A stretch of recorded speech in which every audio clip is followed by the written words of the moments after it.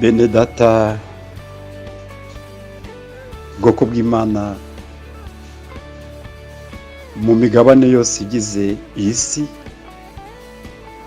ndabasuhuje kandi mbifurije amahoro n'ubuntu bw'Imana mu miryango yanyu, mu matorero yanyu ndetse no mu bihugu murimo. Ubaganiriza ni Pastor Ezekiel Grace. Nshimiye Imana kuba impaye aka kanya ko kugira ngo tuganire ku ijambo ry'Imana. Twitabire kumva ijambo ry'Imana cyane cyane muri iki gihe, kuko nk'uko byavuzwe hazabaho igihe tutazabona uburyo bwo kumva ijambo ry'Imana.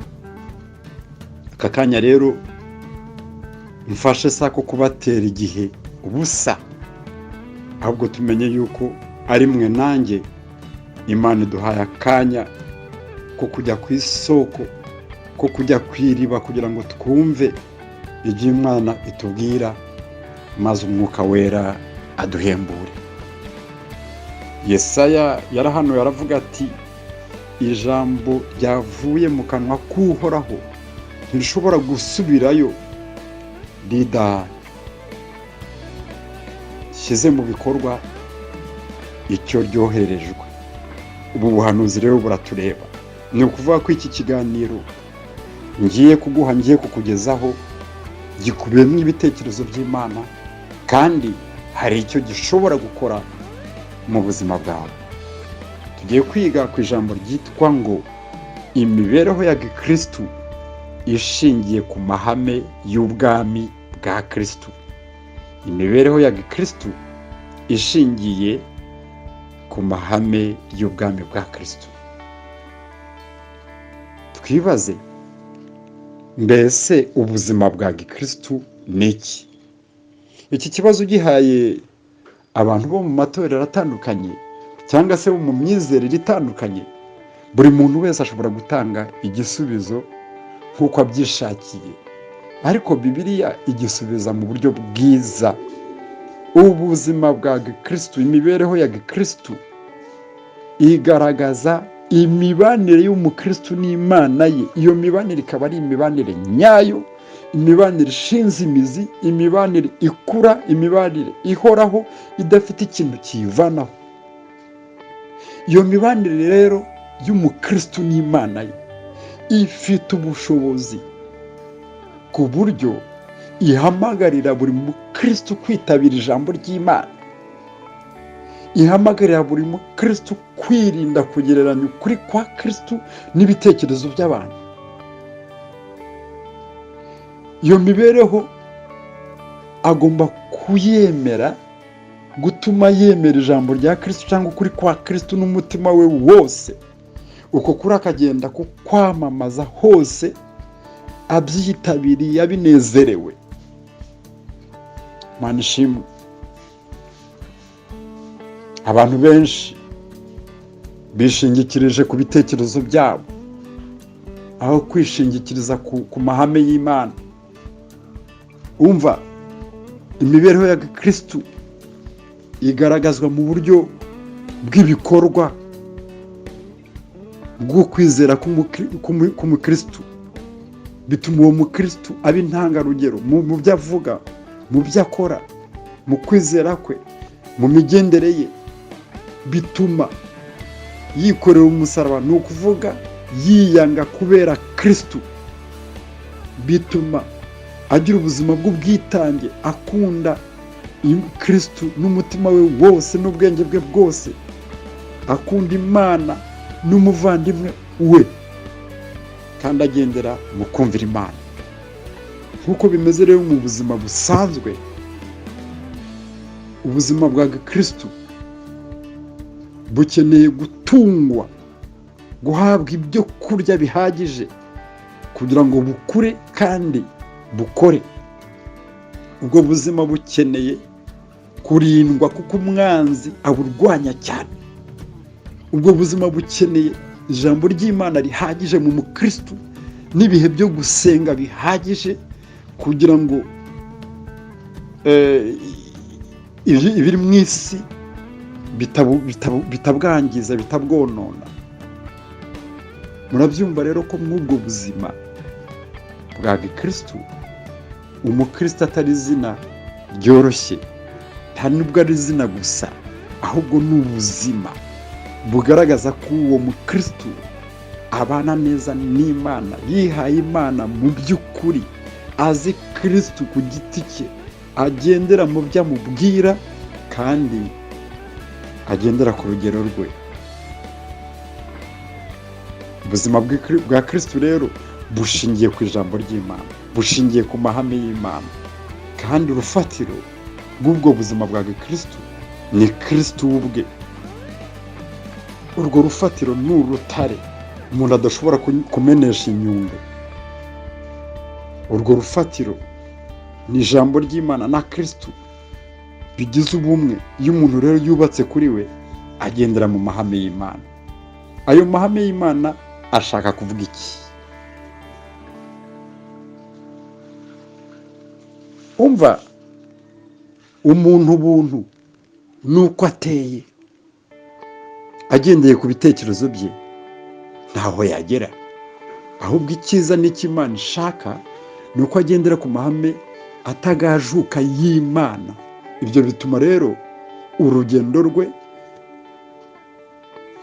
rugira ishingiro, ruba rwiza, rugera ku ntego n'umugambi warwo. Ihame ni ukuri, ibindi byose abantu bita ko ari ukuri bikomokaho. Uko kuri ni Kristo Yesu Kristo.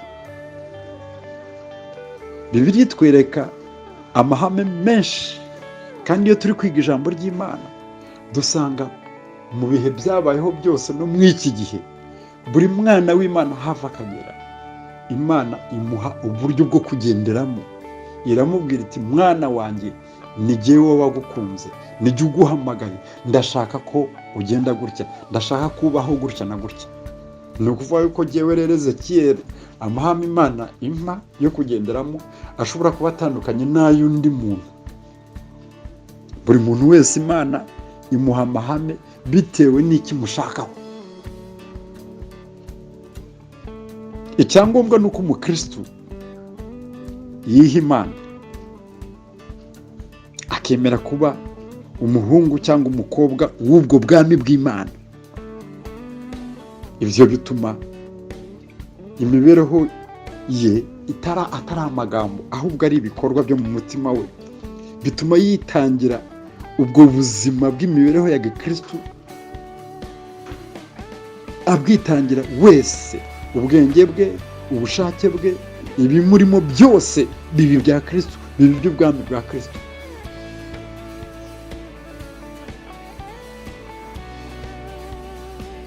Iyo dusomye muri Yesaya ibice 40 umurongo wa 22 ndetse no mu Befeso ibice 5 umurongo wa 5, bitubwira ko ubwo bwami bwa Kristo ndetse ubwami bw'Imana ntabwo ari abantu bose bazabubamo.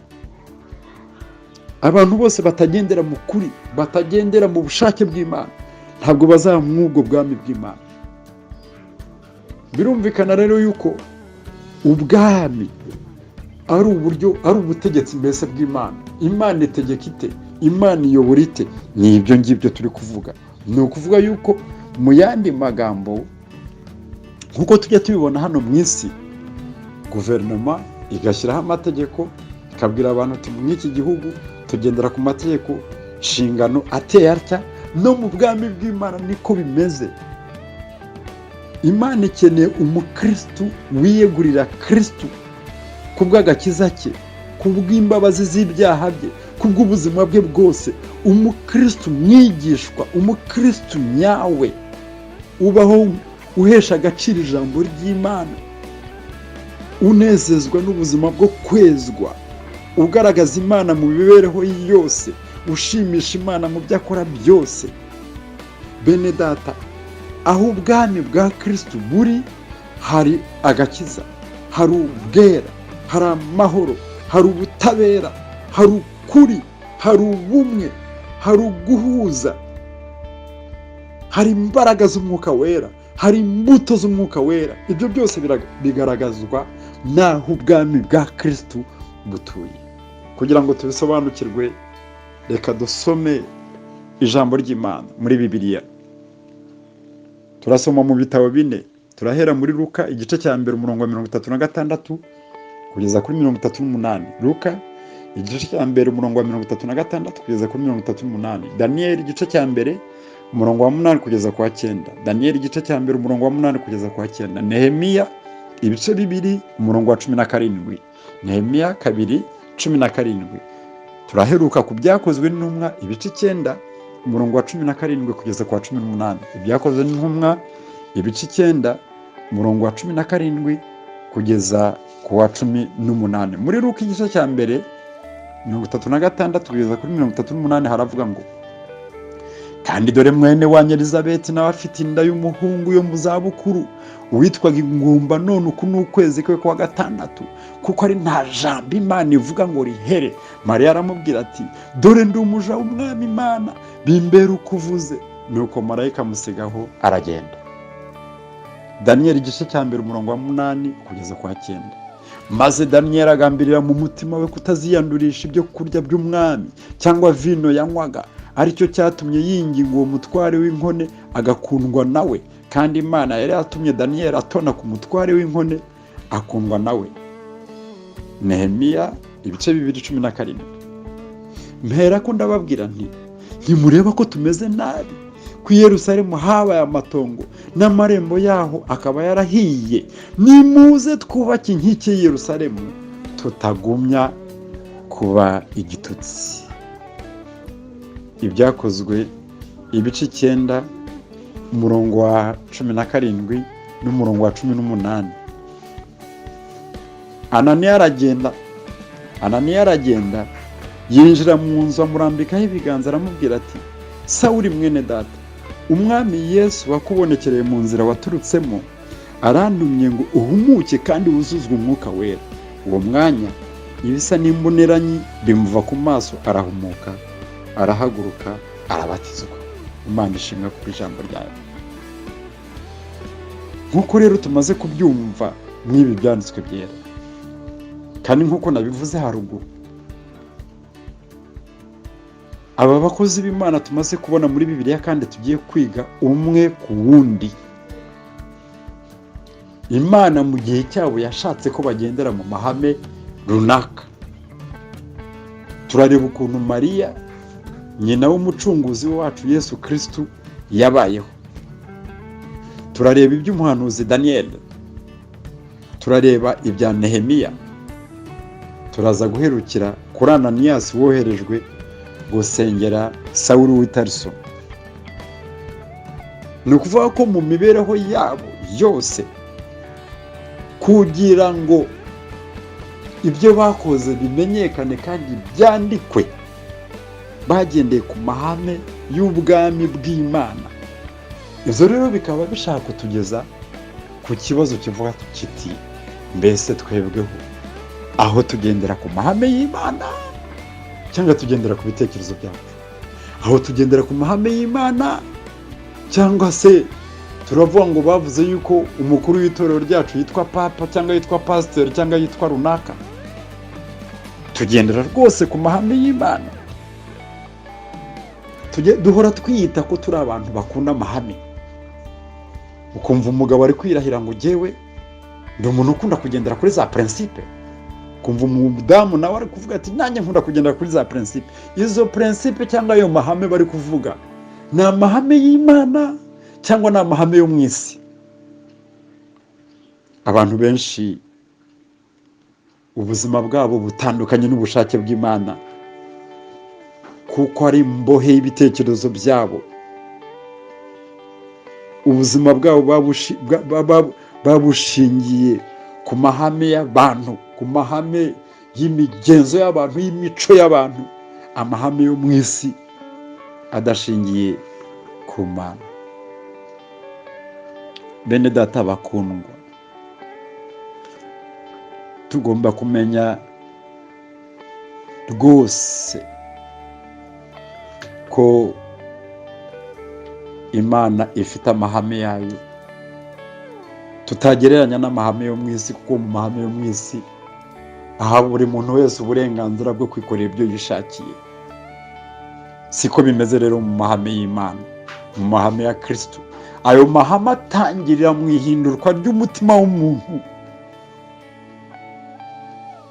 Amahame y'Imana atura mu mutima w'umuntu wahindutse, akorera mu mitima y'abantu bahindutse, abantu bagendera mu ijambo Kristo yavuze. Biragaragara ko aho ubutumwa bwiza butari, n'ubwami bwa Kristo budashobora kuhamenyekana. Ubwo bwami bwa Kristo bugendera mu bugari, ni ukuvuga ko buba bukeneye kugera mu zindi ngero, mu zindi ngeri. Kandi ubwo bwami bwa Kristo bugenda bushinga imizi, ni ukuvuga buhindura umuntu uko bwije n'uko bukeye. Kugira ngo rero tube mw'ubwo bwami, mu mahame y'ubwami bwa Kristo, birasaba kwiha Kristo burundu. Bivuga yuko ubwo bwami bwa Kristo budashobora gutera imbere aho abakristo batitangiriye Imana bari, aho abakristo badakorera Imana bagendera ku rugendo rwa Kristo, ku rugero rwa Kristo batari.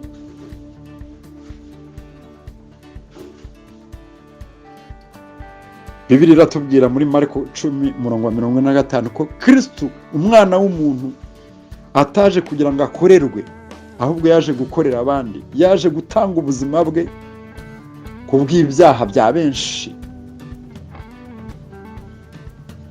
Ubwami bwa Kristo, ubwami bw'Imana, ni ubwami bw'amahoro, ni ubwami bw'ubutabera, ni ubwami bugororotse butarimo ibibi, ni ubwami bw'imigisha. Niyo mpamvu Kristo nk'umwami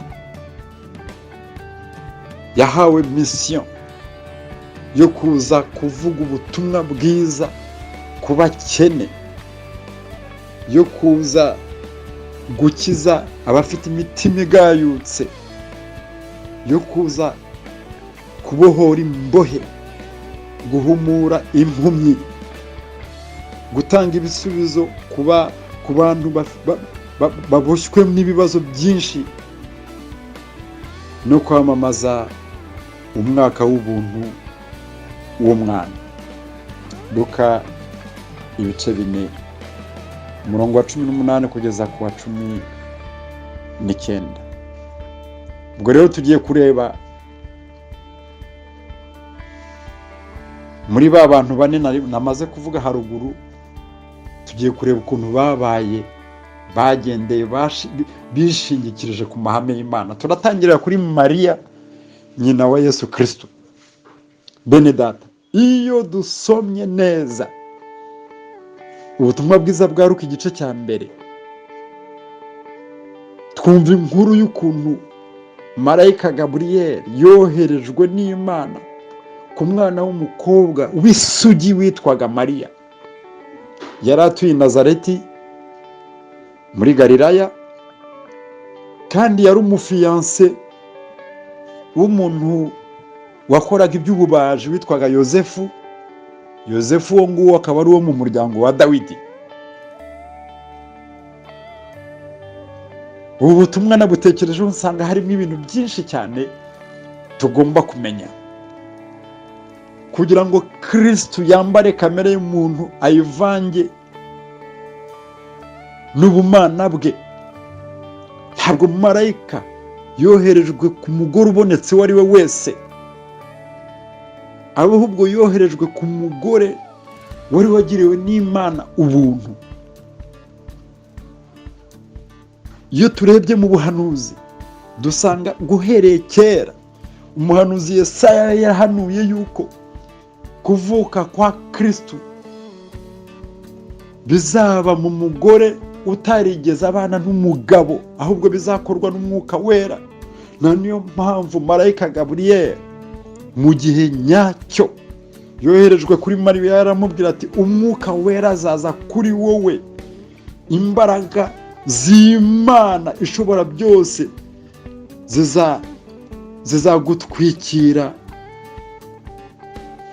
icyamvuri. Ubwo rero tukaba twumva yuko nk'ubu butumwa marayika intumwa y'Imana yazaniye Mariya, kuvuka kwa Kristo bitaravuye mu bushake bw'umuntu, ntabwo byavuye mu mubonano w'umugabo n'umugore, ahubwo byakozwe n'umwuka wera mu mubiri wa Mariya.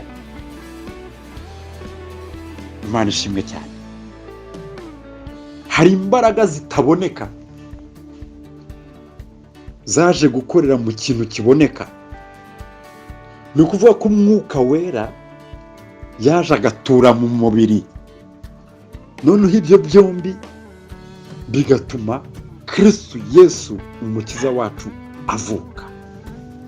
Mu yandi magambo, ubwami bwa Kristo bwaje mu mubiri wa Mariya bumukoramo ikintu cyabyaye umukiza. Haleluya! Ntabwo Mariya yari kwitera inda, ntabwo yari kubikora nk'uko biri gukorwa muri iyi minsi muri za siyanse z'abantu bari gukora ibintu bitandukanye n'ubushake bw'Imana, biriya bita za insemination biri gukorwa mu Burayi no muri za Amerika. Mariya yari igikoresho cy'Imana. Ubwami bw'Imana bwaje muri Mariya, butura muri Mariya, bumukoreramo, noneho ikintu gisohoka muri we.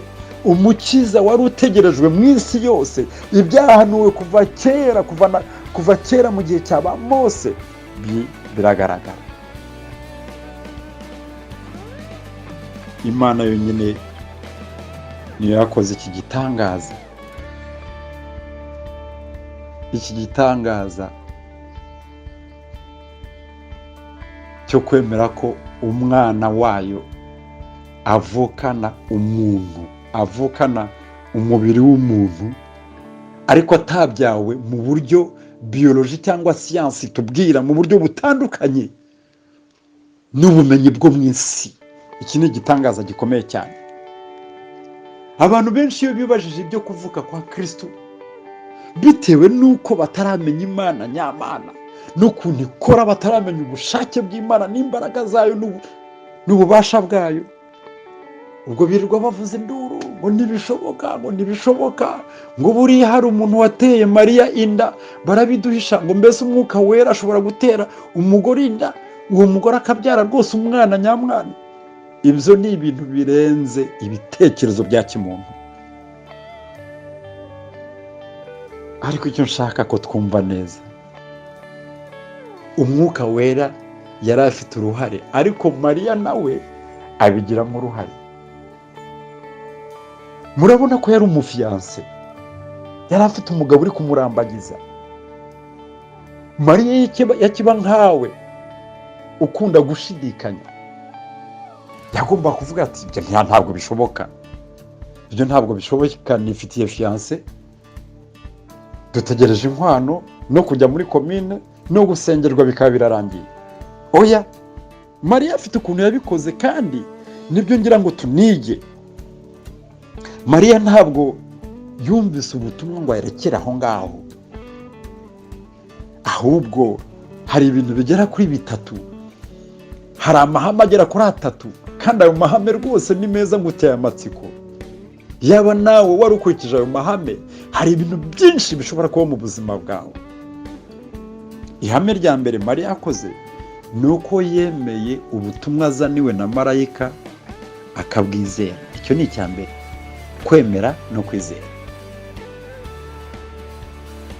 Icya gatatu, umutima we wamwemeje ko ari ukuri. Hari ukwemera, ariko hari no kwemezwa. Donc ihame rya kabiri ni ukwemezwa. Uwo ni umurimo umwuka wera ajya akora, turabigeraho. Icya gatatu Mariya yakoze, ntabwo ibyo marayika yamubwiye byahise biba ku kanya, ryari isezerano. Umwuka wera azakumanukira, imbaraga z'Imana isumba byose zizakubaho. Hazaba ibi n'ibi, hazaba ibi n'ibi, hazaba ibi n'ibi, uzatwita, ubyara umwana uzamwita Emmanuel. ntabwo byahise biba ako kanya, ryari isezerano. Ni ukuvuga ko ihame rya gatatu tubonera kwa Mariya ni ugutegereza isezerano. Reka duhere ku iryo rya mbere, ihame rya mbere, kwizera no kwemera. Oya, kwemera no kwizera. Kwemera no kwizera ni intambwe ebyiri mu byo kwizera, ariko kwemera gutandukanye no kwizera. Mu yandi magambo navuga yuko ibyo bintu bibiri bikoze ikintu kimwe, ariko byombi biratandukanye. Buri kintu gifite akamaro kacyo mu muntu. Umuntu ashobora kwemera ariko ntiyizere,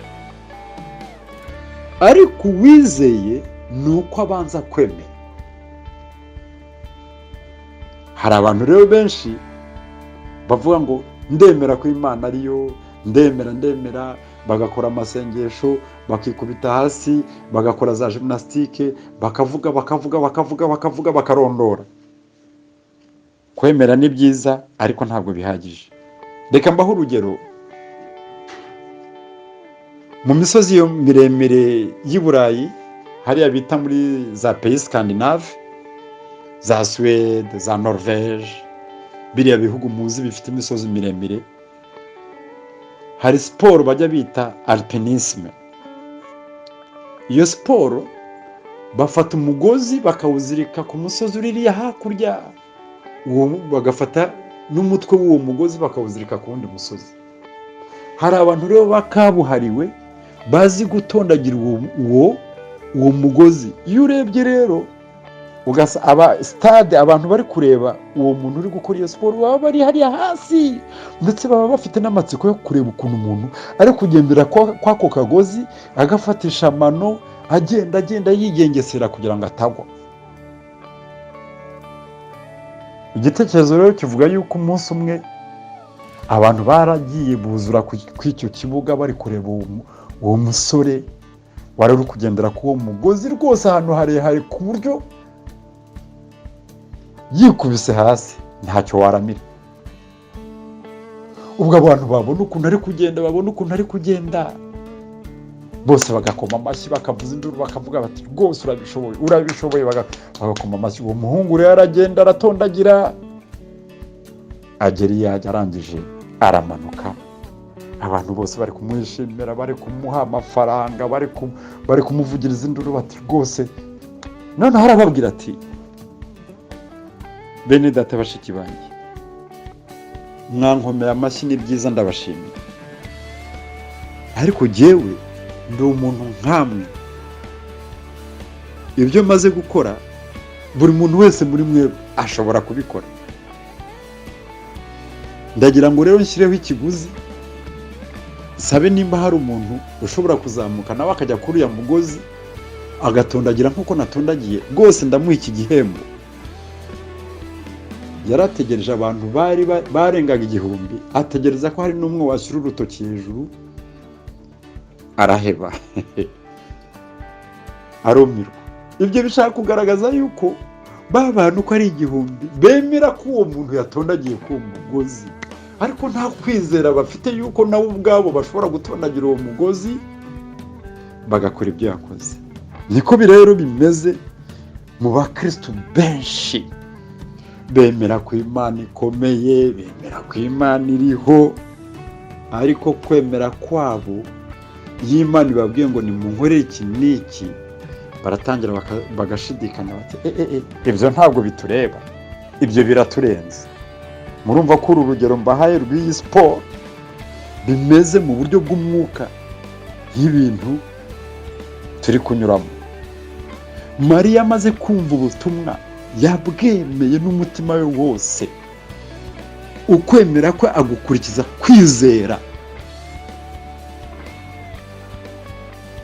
Umva, kwemera Bibiliya irabidusaba mu byerekeye kwizera kwacu. Reka mbaho urugero. Turi mu mwaka w'2020, yenda abantu benshi bari kumva ubu butumwa nta n'imyaka 30 bafite, nta n'imyaka 100 bafite, yewe nanjye sinyifite. Ariko abavuga butumwa iyo bahagaze bari kutubwira ubutumwa, batubwira ko hari umuntu witwa Kristo Yesu wadupfiriye ahantu hitwa Golgota, bamubamba ku musaraba. None ikibazo mbabaza, twari duhari? Ibyo biba twariho muri icyo gihe? Hano kuba twarabyizeye, kuba twarabyemeye kandi tutari duhari, ni ikintu kizima, ni ikintu kiza cyane gituma aka gakiza dufite tugakomeza. Reka negera imbere mbahe ibindi bisobanuro. Mu isezerano rishya, ijambo ry'inshinga bita kwemera, cyane cyane mu rurimi rw'Ikigereki, urwo rurimi ruduha ibisobanuro ngira ngo mbagezeho bitume noneho uyu munsi, uhera uyu munsi numara kubyumva ukabisobanukirwa, yenda urapfuka ukavuga uti ntabwo nemeye neza, nemeye uburyarya. Mu rurimi rw'Ikigereki iyo nshinga kwemera ivugwa mu buryo bune. Icya mbere, hari inshinga bita apodekomayi, bisobanura mu rurimi rwacu ko ari kwemera ikintu n'umutima wawe wose. Ni byiza rero kubyumva kuko rwose yenda ushobora kujya ukuba wemera ariko bitari mu mutima, biri mu gahanga kawe, biri mu mutwe wawe ariko bitaragera no mu mutima. Apodekomayi rero bishaka kuvuga kwemera n'umutima wawe wose. Hari n'inshinga mu Kigereki bita dekomayi, ni ukuvuga kwakira neza ibiguhawe. Umuntu ashobora kukuzanira izi mpano ukaryakira, cyane cyane iwacu ibyo bikunda kubaho. Yaba aguteye umugongo asubiye, none ugafata cya kintu yari akuzaniye ukavuga uti ubu sabonye ko ndi umutindi ku buryo yanzanira ikintu nk'iki ngiki. Ni ukuvuga yuko mu mutima w'umuntu uteye gutyo ntabwo aba yakiriye neza ibimuhawe. Ni byiza rero kubyumva, kandi murasanga mu buryo bw'umwuka ibyo bibazo bihari. Inshinga ya gatatu yitwa exomologeo. Exomologeo ni ukuvuga ngo kwemera ikintu ukanagitangaza ku mugaragaro ngo yemwe ndabyemeye rwose, ni ukuri kose. Exomologeo bishaka kuvuga yuko hari abandi bemeye ariko badashaka gutangaza icyo bemeye. Niyo babahaye umwanya wo guhamya bigirira amasoni. Ni ikibazo rero, bishaka kugaragaza yuko bataremera neza, bemeye igice. Inshinga ya kane mu Kigereki iravuga ngo epineuo. Epineuo bishaka kugaragaza umuntu noneho bamaze kubwira ikintu, noneho akavuga ati ibyo umbwiye ndabyumvise, ndanabyemeye. Izi nshinga uko ari enye maze kubaha zigaragaza ko mu buryo bwo kwizera, mu buryo bw'umwuka, kwemera byagombye kuva mu mutima wamaze guhinduka, mu mutima utunze Imana, ukwemera kutarimwo uburyarya. Mariya rero yakiriye ubutumwa bwa marayika Gaburiyeli n'umutima we wose, arabyemera, arabisinyira, ndetse aranavuga ngo ibyo umbwiye ndabyemeye, bibe nk'uko ijambo mbwiye rivuze. Imana ishimwe. Amahame y'Imana tugomba kuyemeza umutima wacu wose, kandi ibyo ni ibikorwa bya buri mukristo, kuko ayo mahame ari mu rundi rugero rutari urwo mu isi. Dukunda gufata ibitekerezo byacu n'imishinga yacu akaba ari byo dushyira imbere y'amahame. Siko bimeze. Amahame y'Imana ari hejuru hejuru hejuru y'ibitekerezo by'abantu, hejuru y'imibereho y'abantu, hejuru y'imigambi y'abantu, kuko imigambi y'abantu irahindagurika, ibitekerezo by'abantu birahindagurika, ariko ihame ry'Imana nk'uko yariguhaye rikomeza kuba uko yariguhaye. Imana ishimwe. Iri hame rero ryo kwemera n'umutima wose, iyo umuntu atarigenderamo, ntabwo imibereho ya gikristo yagombye kwitwa ko ari imibereho ya gikristo. Umuntu yarishakira indi nyito. Ihame rya kabiri ni ukwemezwa. Ni igikorwa cy'umwuka wera rero. Ni umwuka wera wemeza. Turabisoma muri Yohana 16 umurongo wa 8 ngo umwuka wera umufasha naza azabaha, azabemeza. Kwemezwa bituma umuntu yiha ikintu burundu, bituma umuntu aba seriye mu nshingano yihaye n'Imana, bituma ibimurimo bitekerezaho, bituma ubuhamya bwe ari ikimenyetso cy'uko yemejwe n'umwuka wera, bituma afata ukuri nk'ikintu cy'ingirakamaro muri we. Ukwizera kwa gikristo gushingiye ku kwemezwa, ntabwo gushingiye ku bintu biri mu mitwe yacu, ntabwo bishingiye ku bumenyi. Mariya yatangajwe n'ubutumwa bwa marayika, yemezwa n'umwuka wera, nibwo yavuze ngo bimbere nk'uko bivuze. Umva, iyo umukristo amaze kwemezwa n'umwuka wera, izo mbaraga z'umwuka wera ziramusukuma zikamujyana mu Mana, zikamuhishurira noneho iby'Imana imutekererezaho, urukundo rw'Imana, noneho ibyo ngibyo bikamuha ibyiringiro. Ni ukuvuga ko kwemezwa bituma umukristo yemera ko ari uw'Imana, yewe nubwo wamukangura mu ijoro rwagati umubaza uti mbese uri uw'Imana, uri umukristo, azavuga ati rwose ndi uw'Imana, ndi umwana w'Imana, narakijijwe, narabatuwe.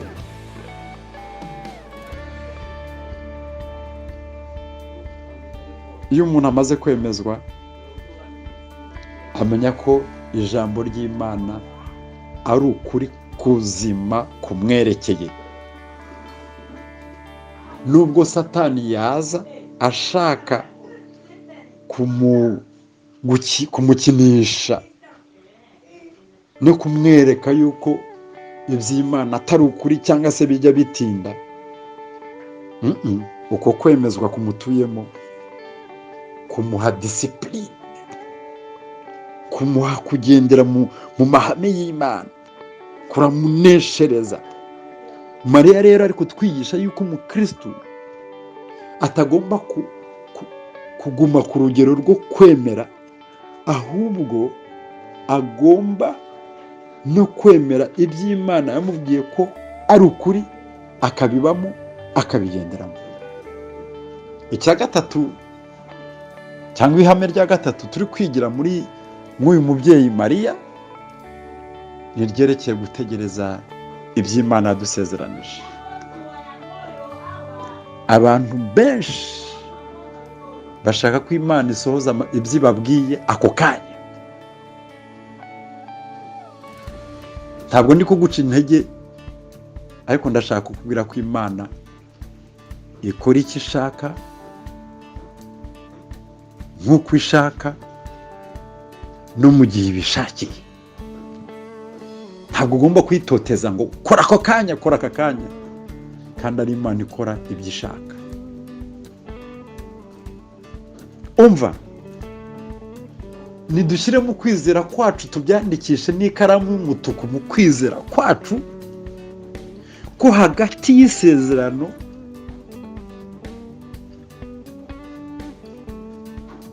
no kubona ibyo twasezeranijwe hashobora gutambuka igihe kirekire. Ariko umwana w'Imana nyawe agomba gukomeza agategereza nubwo isezerano ryatinda gusohozwa. Dufite ingero nyinshi muri Bibiliya. Nyuma y'umwuzure, muzi uko byagenze, muzi ukuntu Nowa yohereje igisiga kiragenda nticyagaruka, wagira ngo cyagiye kwirira intumbi giherayo.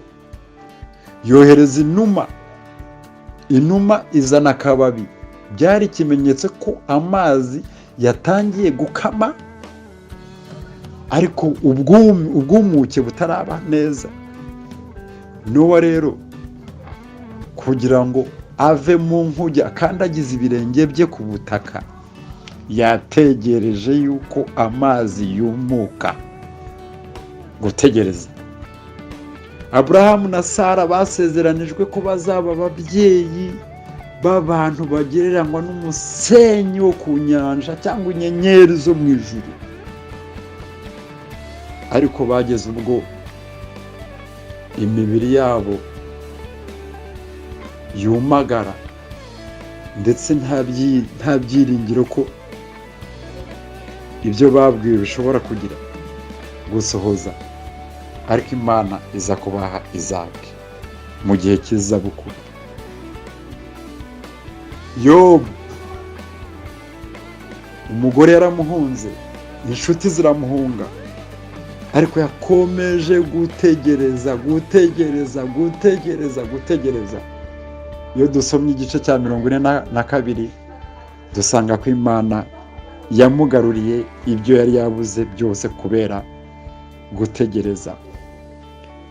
Ndetse abasomyi ba Bibiliya iyo bagiye mu isesengura batubwira yuko Sawule w'i Tarisisi Imana yari yamuhaye isezerano. Imana yari yamuhaye isezerano ry'uko azajya kuvuga ubutumwa mu mahanga. Ariko abagenzuzi ba Bibiliya basanze ko mbere y'uko akora urugendo rwa mbere rwo kujya mu ivugabutumwa byamaze imyaka 15. Umukristo nyamukristo agomba kurinda ibyiringiro bye, agomba kwizera amasezerano y'Imana. Reka nkubwire mwene data, mushiki wanjye, isezerano ry'Imana ntabwo rihera. Isezerano ry'Imana ntabwo ripfa, nubwo riba ritarasohozwa, ariko riba ririho. Hari icyo riba ritegereje. Iryo ni ibanga ry'Imana. Iyo dusomye muri Zaburi ibice 33 umurongo wa 9 kugeza kwa 10, hatubwira ko Imana yisezeranije isohoza.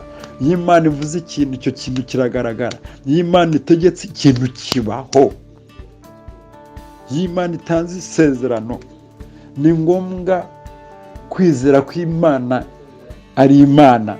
Nubwo wanyura mu bibazo 1000, amaherezo iryo sezerano rirasohozwa.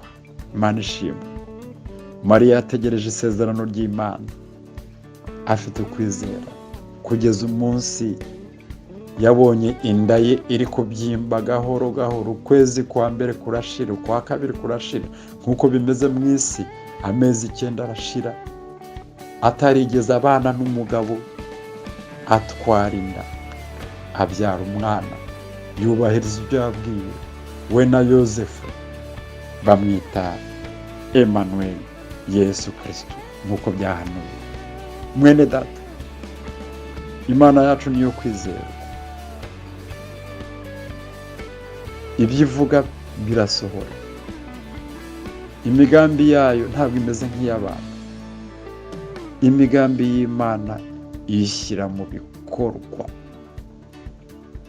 Nashimiye Imana ndi gutegura iki cyigisho nongeye kureba mu buzima bwa Aburahamu nsanga uriya musaza rwose byari ngombwa ngo Imana imwite data wo kwizera. Iyo usomye mu Baroma ibice 4 umurongo wa 11 umurongo wa 19 kugeza kwa 21 haratubwira ngo Aburahamu afite hafi imyaka 100 ngo ariko kwizera kwe ntabwo kwigeze gucogora. Mu buryo bw'umubiri yabonaga umubiri wapfapfanye, ndetse akabona ko Sara umugore we ari ingumba pe, ariko ntabwo yataye ibyiringiro, ntiyigeze ashidikanya isezerano ry'Imana, ahubwo kwizera kwe kwahoraga gukomeye ari gushima Imana. Yari azi neza ko Imana ifite ububasha bwo gusohoza ibyo yasezeranije. Aburahamu yavanye imbaraga zo gutegereza isezerano ry'Imana mu kwizera. Yagaragaje ukwizera nyako, yemera ko Imana itabeshya. Aravuga ati Imana kora ibyo ushaka. Ni ukuvuga ko buri mukristo wese ufite isezerano ry'Imana, kuko buri muntu wese afite isezerano rimwe cyangwa menshi Imana yamuhaye, agomba guhora yatuza umunwa we mu byiringiro no mu kwizera ngo Imana yaravuze izabikora, Imana yarambwiye izabikora, Imana yaransezeranije izabisohoza. Iyo rero umuntu agendera mu iryo hame ryo gutegereza isezerano Imana yamuhaye cyangwa amasezerano Imana yamuhaye, bituma ukwizera kwe guhesha Imana icyubahiro. Haleluya. Imana ishimwe. Imana ishimwe. Tugomba gukomeza kwizera nubwo ibyo Imana yatubwiye tutarabibona. Tugomba kugira ibyiringiro kuko isezerano ry'Imana ridapfa, ridahera. Nubwo ryatinda, tugomba gukomeza gutegereza. Abakristo bo mu gihe cya none tugomba kumera nka Mariya, yategereje mu bwihangane bwinshi no kwizera kwinshi ivuka rya Yesu Kristo, bitewe n'uko yagendeye mu mahame y'Imana. Byatumye Mariya icya mbere agendera mu kwicisha bugufi, aba n'intangarugero mu bagore. Byatumye agira ibyiringiro nyabyo, byatumye yakira ijambo ry'Imana, byatumye aba inshuti y'Umwuka Wera, byatumye umugambi w'Imana usohozwa muri we, byatumye amenya ku buntu bw'Imana n'ububasha bw'Imana buzaniye isi agakiza. Byari kugenda bite iyo Mariya akivuga ati nifitiye fiancé? Ibyo marayika ari kumbwira ntabwo mbyitayeho. Byari kugenda bite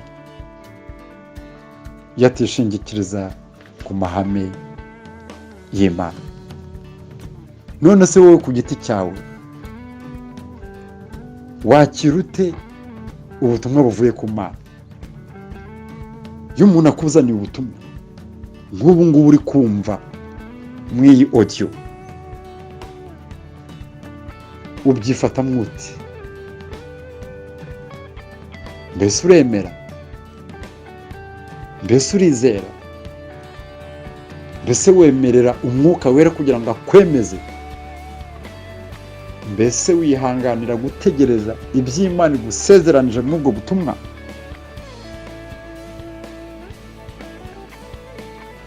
Nidushingikiriza ukwizera kwacu n'ubuzima bwa Gikristo, mu kwizera, mu kwemera ijambo ry'Imana n'umutima wacu wose, tukemezwa n'umwuka wera, ndetse tugategereza n'iby'Imana dusezeranije mu kwizera, ibyo bizatuma imibereho yacu n'Imana nta kiyituvanamo. Imana iguhaye aka kanya kugira ngo urebe ukuntu ujya wakira ubutumwa bw'Imana, ukuntu ujya ubwizera, ukuntu ujya wemezwa n'umwuka wera, cyangwa se ukuntu uri kurwanya umwuka wera uri kukwemeza gukora ibintu ibi n'ibi ariko ntubyemere. Reka nguhe agahe gatoya ko kubitekerezaho mbere y'uko tuvuga kuri Daniyeli.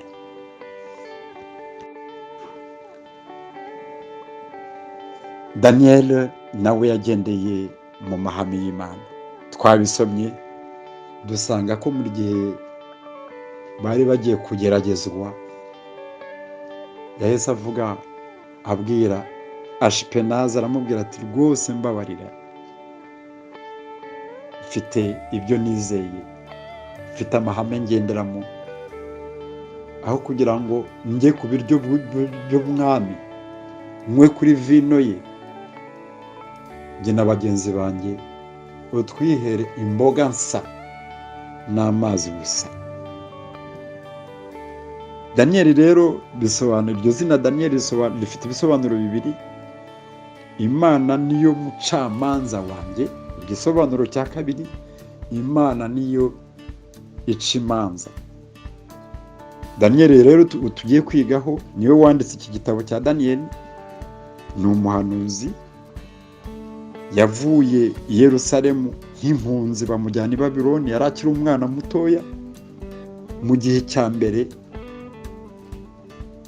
umwami Nebukadineza w'i Babuloni yateye Yerusalemu akanyaga abantu n'ibintu. Daniyeli rero yagiriwe ubuntu bwo kuba ibwami Babuloni mu gihe kigera ku myaka 50.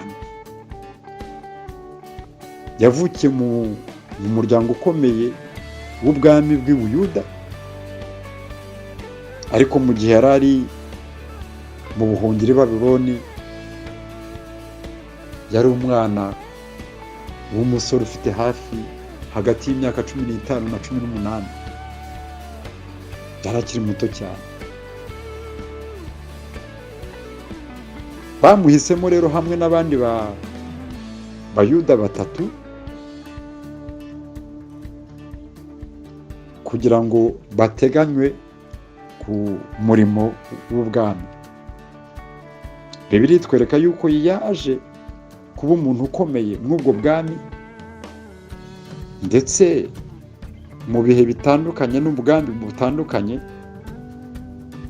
yagize imirimo mw'ubwo bwami bw'Abamedi n'Abaperisi. Icyo rero dushaka kureba muri iki cyigisho cyacu, nk'uko nari maze kubivuga mu gice cya mbere cya Daniyeli ni intangarugero kuko yanze kugendera mu mihango ya gipagani y'i Babuloni. Icyo ni icya mbere. Icya kabiri, yabaye umuziranenge mu gihe bari mu bikomeye. Icya gatatu, Daniyeli yari akiri umwana mutoya, ariko ukwizera kwe kw'Imana ya Isirayeli ntiyigeze aguta. Icya kane, kuko twabisomye, yegereye umwami uriya mutegetsi Ashipenazi, wari umutware w'abari abahungu bari bahisemo kugira ngo bakore umurimo w'umwami. Uwo mwami Ashipenazi amuha izina rya Belishazari, ryari izina ry'i Babuloni rivuga ngo protege le roi, cyangwa se rinda umwami. Ariko nubwo yari afite iryo zina ry'i Babuloni, yakomeje identite cyangwa se ubwenegihugu bw'abana b'Imana. Icya gatanu, yirinze gukora ku bintu byose byerekeye kuramya ibigirwamana. iyo akirya biriya biryo by'umwami yagombaga kuba nawe aramije ibigirwamana. Cya gatandatu, Daniyeli nk'umureperezanta w'Imana ya Isirayeli hariya i Babuloni yanze kuba mu buzima bwose bw'icyaha hariya mu buhungiro yari arimo. Ibyo rero biratwigisha yuko Imana ikeneye ko tuba abakristu b'abaziranenge kandi birinda, nk'uko tubisoma muri Matayo 24 umurongo wa 45. Ubuziranenge buva mu kwizera. Mu gihe umukristu yihaye Imana n'umutima we wose, ibyo jyewe njya nita kwiha burundu Imana, ubwo buziranenge ni kimwe mu bigaragaza Imana cyangwa ubumana, haba mu isezerano rya kera cyangwa mu isezerano rishya. Kandi Yesu Kristo nawe yagaragajwe n'ubuziranenge, umwuka wera nawe yagaragajwe n'ubuziranenge. Imana irashaka kureba ubuziranenge muri twe. Ni ukuvuga yuko mu bishobora kubitubaho byose, mu byo dushobora guhura nabyo byose, Imana ishaka kureba imigendekere yacu, imyifatire yacu. Irashaka kureba ubwo buziranenge. Kuba muri Babuloni mu gihe cya Daniyeli ntabwo byari byoroshye. Hari amategeko menshi yo kuramya ibigirwamana no gukora ibi n'ibi kugira ngo ubeho. Yarabyanze we na bagenzi be barabyanze, babitera umugongo. Bibiliya rero iri kuduha ingero z'abantu benshi bagendeye mu buziranenge. Hari umugore witwa Lidiya mu Byakozwe n'Intumwa, amaze kumva ubutumwa, amaze kubwirwa na Pawulo ubutumwa, yagaragaje ubuziranenge bwe, atanga inzu ye kugira ngo ikorerwe mu murimo w'Imana. Ibyakozwe n'Intumwa 16 umurongo wa 15. Na Pawulo ubwe ari gushima Yesu Kristo kuko yamuhisemo kuba umuvugabutumwa. Ubwo kuri we abona ko ari ubuziranenge bw'Imana bwatumye ahamagarwa kuwo murimo. Timoteyo wa mbere igice cya 1 umurongo wa 12. Timoteyo nawe Pawulo amuhamiriza ko ari umwana w'umukundwa kandi w'umuziranenge mu Mana.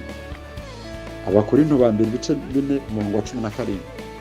Aburahamu nk'uko nigeze mbivuga, kubwo kwizera kwe yabaye umugisha w'abizera bose. Ni ukuvuga ko ubuziranenge bwe, imibereho y'ubuziranenge bwe byatumye aba umugisha w'abizera bose. Abagalatiya ibice 3 umurongo wa 9. Hari undi witwa Tishike, yari umukozi w'umuziranenge wakoranye na Pawulo. Abefeso ibice 6:21. Ni kimwe na Epafras, nawe wari umukozi w'umuziranenge wa Kristo. Abakolosayi igice cya 1 umurongo wa 7. Onesime nawe wari umukozi w'umuziranenge kuri bene se. Abakolosayi ibice 4 umurongo wa 9. Moyize wagaragaje ubuziranenge mu nzu y'Imana nk'umukozi. Abaheburayo ibice 3 umurongo wa 5. Sylvain wari mwene data w'umwizerwa mu maso ya Petero wa mbere ibice 5 umurongo wa 12. Antipasi wari umuhamya w'ukuri kandi w'umuziranenge. Ibyahishuwe ibice 2 umurongo wa 13. Bene data bakundwa, Daniyeli na bagenzi be babaye ibikoresho by'Imana kandi bahesheje Imana icyubahiro mu myifatire yabo hariya muri Babuloni. Bahisemo kugendera ku mahame y'Imana, baremera bicwa n'inzara, baremera barya nabi, ariko bemera kugendera ku mahame y'Imana. Byatumye rero Imana nayo ibishyura, ibaha kuba abanyabwenge kurusha n'abandi bose, bagira n'ubuzima buzire umuze. Nyuma y'imyaka 3 baje gushimwa kuruta abandi bantu bose bahabwa imirimo ibwami. Bene data, iyo twirebye muri iki gihe, mbese natwe tumeze nka Daniyeli. Iyo turi guhura n'ibishuko byo mu isi, mbese turi kwirinda ibyaha, cyangwa se turavuga tuti reka tubikore, imbabazi ziracyariho, Imana izatubabarira, Imana izi ko turi abanyantege. Tugomba kwirinda, tugomba kurinda irangamuntu ryacu rya gikristo mu bihe byose no mu bibazo byose dushobora guhura nabyo. Mbere y'uko twiga umukozi w'Imana ukurikiraho, ndagira ngo utekereze, uha Imana igisubizo. Mbese uracyari umuziranenge aho utuye, mu byo ukora, mu murimo w'Imana, mu muryango wawe, mu gihugu cyawe, cyangwa se wahisemo ibindi? Bitekerezeho, uha Imana ibisubizo bikwiye. Umuntu wa gatatu tugiye kureba ukuntu yabaye mu mahame y'Imana yitwa Nehemiya. Nehemiya bisobanura ngo Uwiteka ni umuhoza wanjye, cyangwa se Uwiteka yarahojeje. Nkuko dusoma igitabo cya Nehemiya, uyu muntu yagaragajwe n'urukundo yakunze igihugu cya ba sekuruza cyari cyabaye amatongo. Yari icyegera cy'umwami wo mu Perse witwaga Artaxerxes, yabaga ibwami i Suzi. Yaje kugirirwa rero ubuntu, mwene se witwaga Hanani aza kumusura, ndetse aherekejwe n'abayuda bandi bavuye i Yerusalemu, bamubarira inkuru z'i Yerusalemu. Bimutera agahinda, ava ku ntebe yari afite y'ubutware ajya mu mukungugu, aratangira ararira rwose, bimuha gushavura mu mutima we. Ndagira ngo mbabwire yuko dukurikije amateka ye, ntabwo Nehemiya yavukiye i Yerusalemu, yavukiye mw'ubwo bwami bw'Abapersi. Yigeze aba mu gihugu cya ba sekuruza, ariko iyo turebye isengesho yasenze, byagaragaza yuko yari kumwe nabo kubera imibabaro ndetse n'ibyababayeho. Iki kintu rero ni icy'ingenzi cyane. Hari abantu bashobora kwitwa impunzi, bakabyara abana, abo bana bakavukira mu mahanga. Abo bana bagombye kumenya amateka y'ibihugu by'ababyeyi babo, ndetse bakumva ibyabaye bikaba byabashavuza. Nehemiya rero yarashavuye, byatumye afata amezi 3 yiyiriza ubusa, arasenga, ari gusaba Imana kugira ngo izo nkike z'i Yerusalemu zasenywe n'umwanzi zongere zubakwe. Umwami rero wamuyoboraga amaze kumenya impamvu y'agahinda ke, amuha konje, ndetse amuha n'impapuro z'urugendo, amuha yewe na titire ya guverineri, amuha ububasha bwose bwo kubaka cyangwa bwo gusana izo nkike zasenyutse. Muri Nehemiya rero turi kubona umuntu w'intwari. Ntabwo yari umuhanuzi, ntabwo yari umutambyi, yari umuntu usanzwe.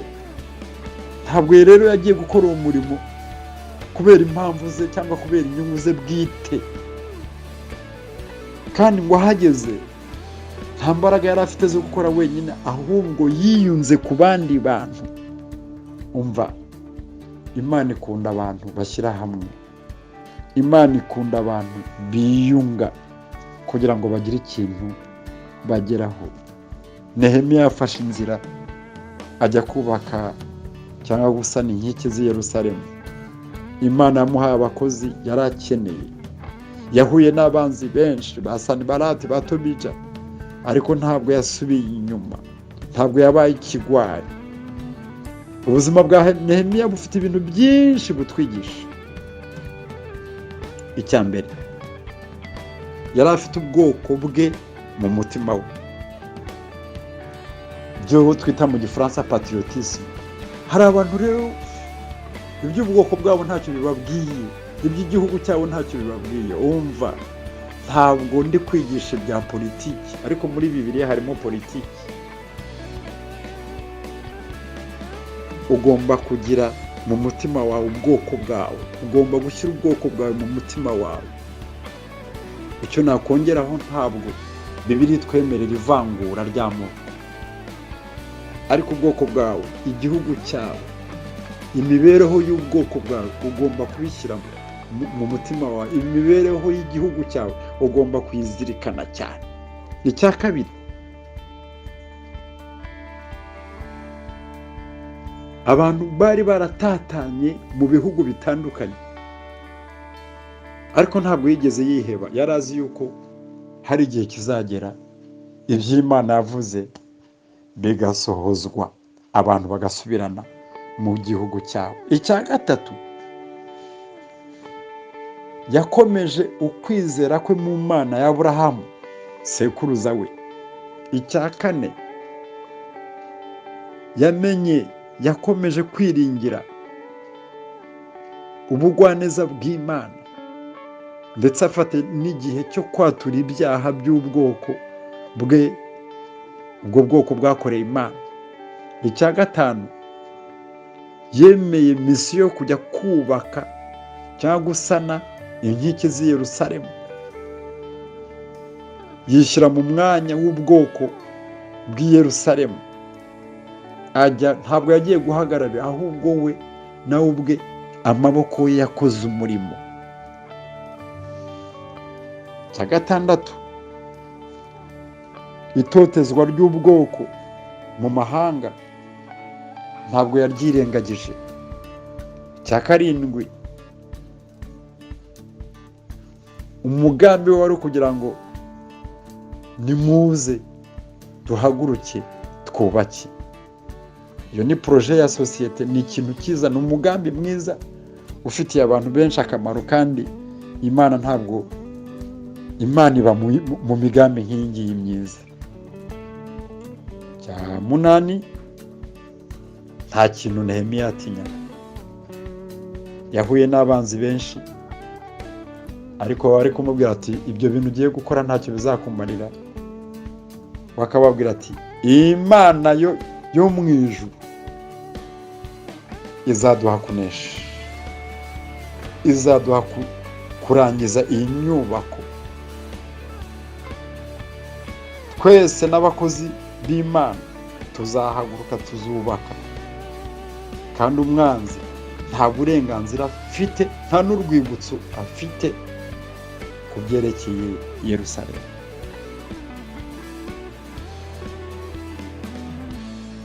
Aya mahame yose rero ya Nehemiya yatumye abakuru n'abatoya bahaguruka, bitabira gukora uyu murimo n'umutima wabo wose. Tugerageze kwigana uyu muntu Nehemiya, tumenye yuko nk'abakristu turi mu bihe bigoye. Tugomba guhaguruka tukubaka ibihugu byacu turimo bitandukanye, tukubaka rwose inkike zose Satani yamaze konona, tukongera tukazubaka. Ibyo rero kugira ngo tubigereho tugomba kwambara iki? Icya mbere, tugomba kwambara imbaraga z'Imana kugira ngo mu gihe umwanzi aduteye dufate intwaro noneho tumurwanye. Icya kabiri, tugomba gushyira hamwe imiryango tukayigisha ijambo ry'Imana, tukayambika intwaro z'umwuka wera, intwaro z'Imana. Bene data, mu bihe byose twanyuramo, mu bibazo byose twahura nabyo, tugomba kwiringira Imana, tugomba gutumbira Imana, tukayisaba ngo ubuntu bwayo n'imbaraga zayo bidufashe. Uru rugero rwa Nehemiya waretse imirimo yakoraga, waretse imishahara yahembwaga ibwami kugira ngo ajye kubaka inkike z'i Yerusalemu, ni urugero rwiza tugomba kwigana. Ntitwikunde, ahubwo dukunde cyane abandi. Nehemiya yatumye abantu bari barabuze ibyiringiro bongera kubigira, abantu batari bagiseka bongera guseka, bongera kugira amahoro. Nehemiya yagaragaje ukuri, yanga ibinyoma. Muri iyi bihe bibi, natwe nk'abizera Imana tugomba gukorera Imana yo mu ijuru, tukayibwira ngo dore aho dutuye hamaze gusenywa, ntabwo hakimeze nk'uko hari hari. Dore amatorero dusengeramo yamaze kugwa, turashaka ko asubirana nk'uko yari ari. Ni ukuvuga ko buri mukristo, buri mukozi w'Imana agomba kuba nka Nehemiya, akabwira ati Mana, Mana, Mana, mpamagariwe, mfite umugambi wo kugira icyo nkora mu nzu yawe. Ni ukuvuga yuko tugomba gushyira ibitekerezo byacu ku buryo bw'umwuka bw'ibihugu dutuyemo, bw'abantu, tukaba abakozi b'Imana nyabo. Muri iki gihe turimo, ba Nehemiya barakenewe, ba Nehemiya barakenewe. Hari ibibi byinshi, hari itotezwa ryinshi. Byari kugenda bite iyo Nehemiya atubahiriza amahame yiyemeje kugenderamo? Mbese bimeze bite aho utuye? Bimeze bite mu muryango wawe? Bimeze bite aho usengera? Mbese inkike iracyahagaze cyangwa yaraguye? Nimba se yaraguye, icyo wakora ni iki? Ni ukujya mu mwanya wa Sanibalati na Tobija, cyangwa ni ukuba Nehemiya? Reka nguhe akanya gatoya mbere yuko tuvuga kuri Ananiyasi.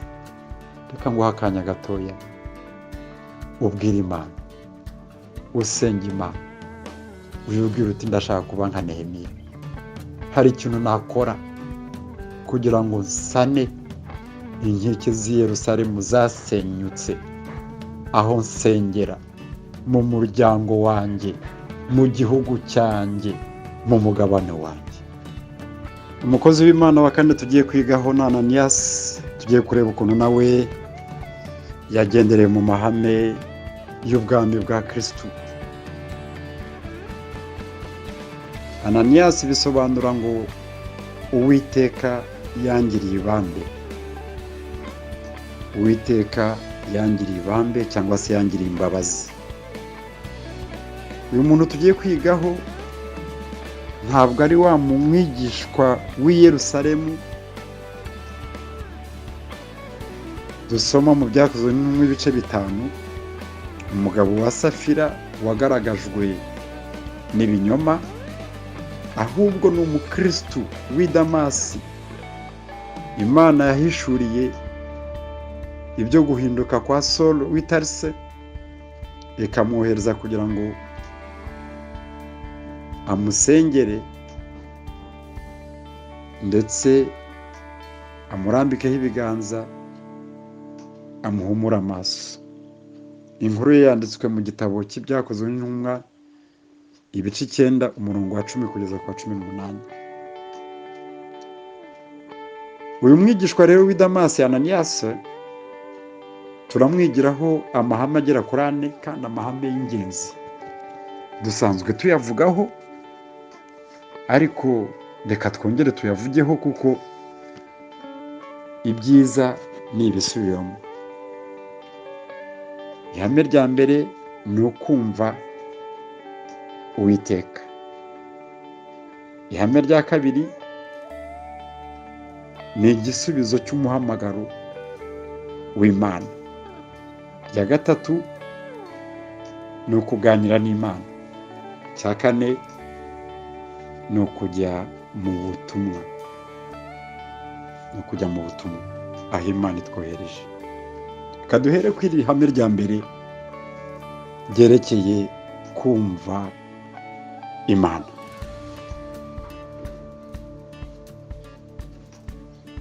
Iyi nshinga yitwa kumva, umuntu wese ashobora kwisobanura nk'uko yishakiye, ariko iyo turebye muri Bibiliya y'Ikigereki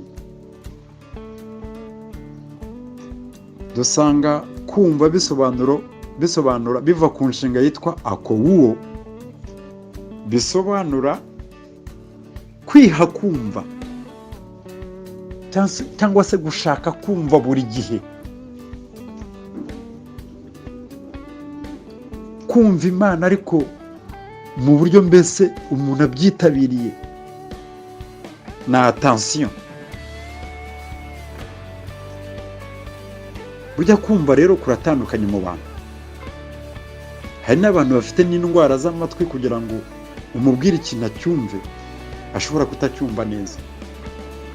Iyo turebye rero iyi nshinga y'Ikigereki yitwa akouo, ni ukuvuga ko kumva Imana ari nko kubigira umwuga. Muri Samweli wa mbere ibice 3:14 turareba ukuntu Uwiteka yahamagaye inshuro nyinshi avuga ati Samweli, Samweli, Samweli. Samweli aza gusubiza ati vuga, umukozi wawe arakumva. Iyo tugiye muri Yeremiya ibice 7:2 haratubwira ngo jya ku irembo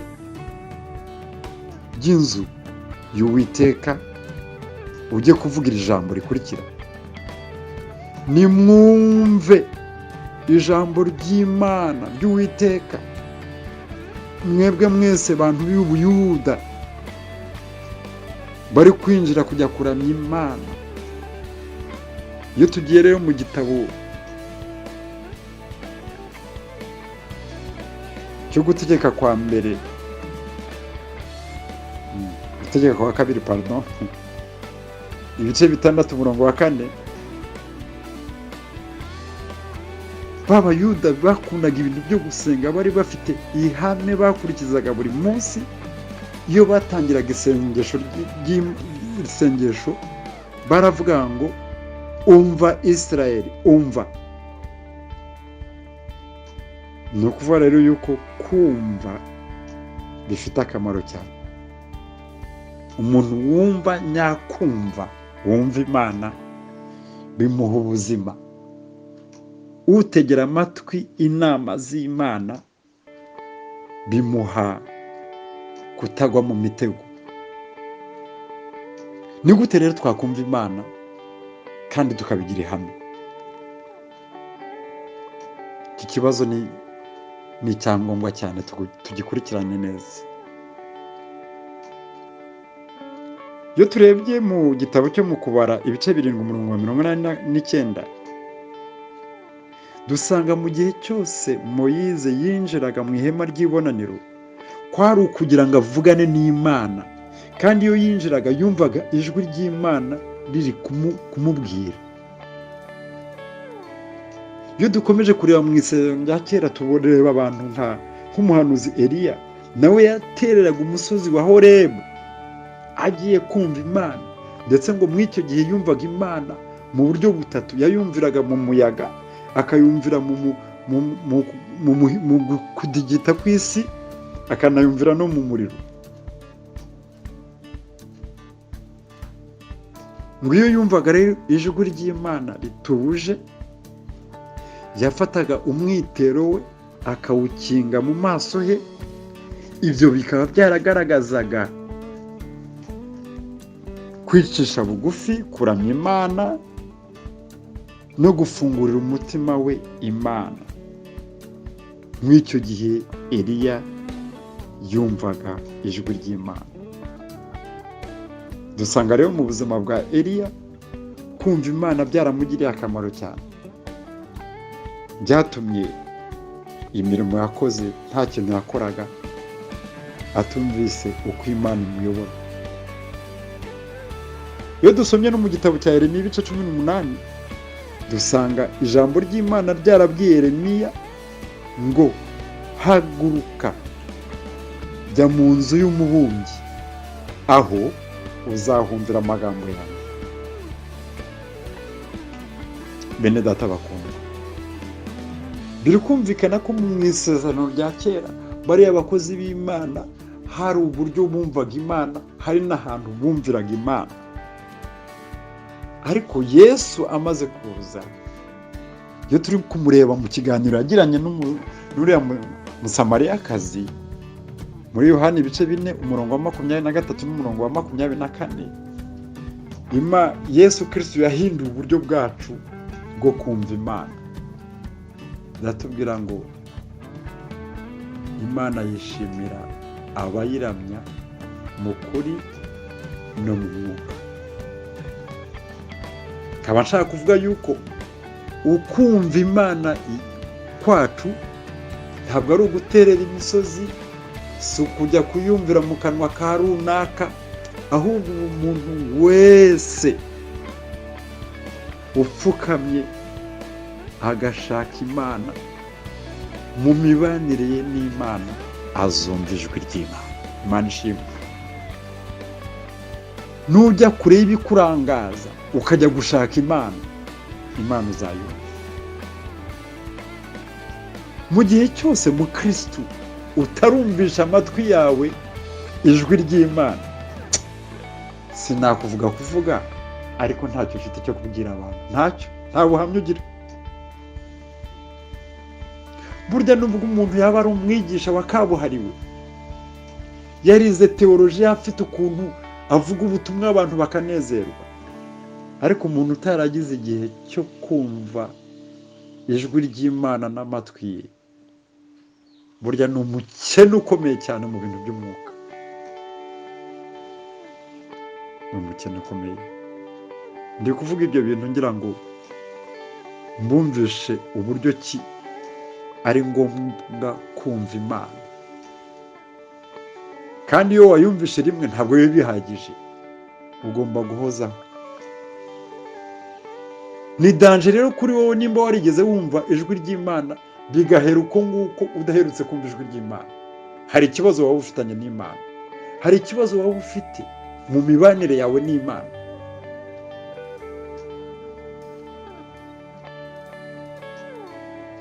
Ananias kugira ngo yoherezwe kwa Saul w'i Tarsi ariwe Pawulo, ni uko yagize igihe cyo kumva ijwi ry'Imana.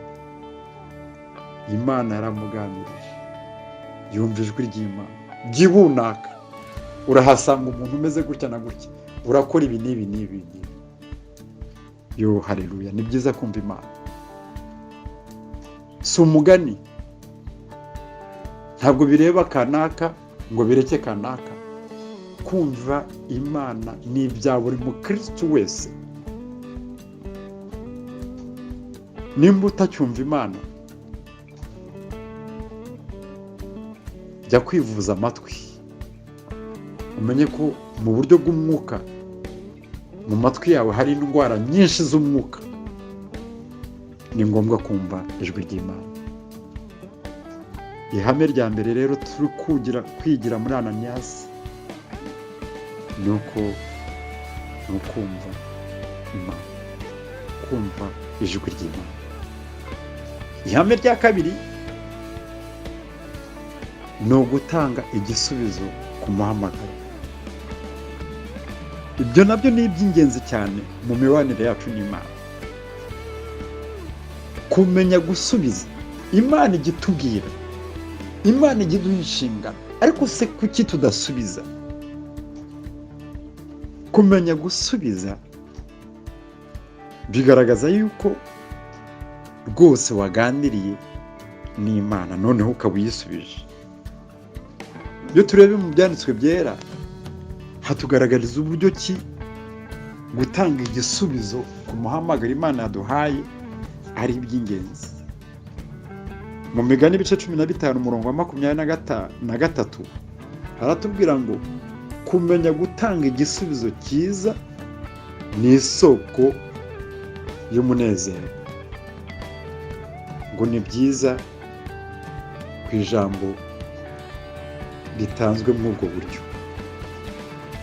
Igitabo cy'Imigani ibice 24 umurongo wa 26 naho hakavuga ngo igisubizo gitanzwe n'amagambo agororotse ni nka beze umuntu ahaye umuntu wundi. Mu Migani ibice 25 umurongo wa 15 mu Migani ibice 15 umurongo wa 28 haravuga ngo umutima w'umukiranutsi wibaza icyo ugomba gusubiza, ariko mu kanwa k'inkozi z'ibibi huzuyemo ibibi. Ni ukuvuga yuko igisubizo gituje kivanaho uburakari, ariko ijambo rikarishye rityaza uburakari. Aya magambo yose tumaze gusoma aragaragariza ubwoko bw'Imana ko tugomba kumenya gutanga igisubizo kuri buri muntu wese ugize ikintu atubaza. Ntabwo ari Imana yonyine, niyo tuganira n'abantu tugomba kudahubukira gutanga igisubizo, ahubwo tugomba gutekereza tugafata iryo jambo dushaka gusohora mu kanwa tukarishyira ku munzani tukaripima, noneho twabona rishyitse akaba aribwo turisohora. Imana ikeneye ko mu gihe tumaze kuyumva neza tugomba kwiha igisubizo. Umuntu w'umunyabwenge ni umuntu uzi kuyobora ururimi rwe. Tugomba rero gufatira ihame ko Imana imaze kugira icyo itubwira, tugomba kwitabira ibyo iduhamagariye. Ihame rya gatatu twize muri Ananiyasi ni ukuganira n'Imana. Nk'uko nabivuze haruguru, Ananiyasi ntabwo yitumye kwa Pawulo, ahubwo yagiranye n'Imana ikiganiro. Imana imuha ibyo agomba kujya gukora. Iri ni ihame rero tutagomba kwirengagiza. Mu Gifaransa niho bivugitse neza dialogue, ni ukuvuga ikiganiro cy'abantu babiri. Ntabwo ari ikiganiro cy'umuntu umwe n'ibitekerezo bye, ntabwo ari ikiganiro cy'umuntu umwe n'isoko rizima, ahubwo ni dialogue, ni ikiganiro umuntu agirana n'Imana ubwe. Turi guta igihe gihagije mu kuganira n'ibitekerezo byacu. Nta kintu tujya twunguka mw'ibyo bintu. Iyo dufata igihe cyo kuganira n'Imana bituma Imana idukunda kandi natwe tukayikunda bigaragara. Umwuka wera yohererejwe mu itorero kugira ngo tujye tuganira nawo, ariko kenshi araza akadushaka akatuba, agasanga turi kwiganirira n'isi, turi kwiganira n'ibyo dukora n'ibyo twibereyemo, ari byo bidufasha igihe kinini, ariko nta kanya dufite ko kuganira n'umwuka wera. Birababaje. Ndetse n'abana b'Imana mu itorero nabo bagomba kugira igihe cyo kuganira. Umuyobozi akagira igihe cyo kuganira n'uwayobora kugira ngo bamenyane, barusheho gukundana, barusheho no kungurana. Bibiliya iratubwira ngo baganira mu rurimi rw'abatinya Imana kandi rw'abayubaha. Byanditswe muri Marakiya ibice 3 umurongo wa 16 n'uwa 17. Ni ukuvuga yuko ikiganiro nk'iki ngiki ari ihame ry'urukundo. Iyo hari ikiganiro hagati y'abantu babiri b'inkoramutima, bituma imibanire yabo irushaho kuba myiza. Ni gute rero dushobora kuganira n'Imana? Icya mbere, mu gihe turi kumenya uko Imana iyobora n'ukuntu Imana ivuga.